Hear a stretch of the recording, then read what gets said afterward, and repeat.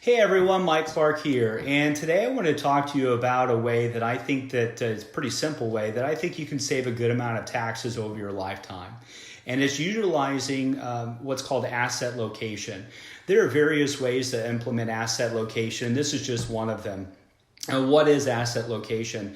Asset location is the idea of looking at all of your assets, your Roth IRAs, your taxable accounts, your 401ks, and so forth, and recognizing that you want to implement your investment strategy so that collectively your assets adhere to your risk tolerance, but at the same time, it is also in the most tax efficient manner. Okay, so what do I mean?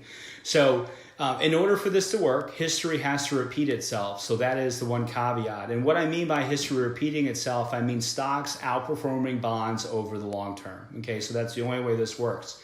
But hopefully we can all agree that that's going to happen. At least we assume that that's going to happen, right? So the example that I always give with clients to kind of discuss this is, let's imagine we have Bob. And Bob has $1 million in assets, okay? And it's evenly split with $500,000 in his 401k and $500,000 in his Roth IRA.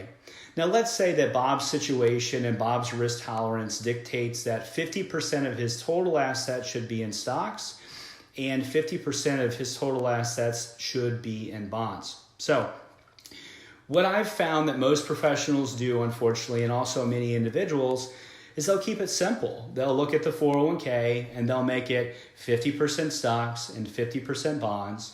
They'll look at the Roth IRA and they'll make it 50% stocks and 50% bonds and say, boom, I'm done. It's easy.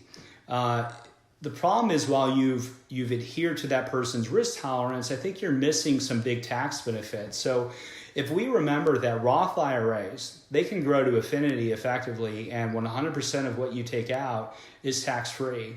But yet the 401k, because of imagining you have pre-tax contributions, 100% of what you withdraw is going to be taxable, right? So we have one account, 100% of what you take out is taxable. We have another account, the Roth IRA, that 100% of what you take out is tax-free if you're 59 and a half and older.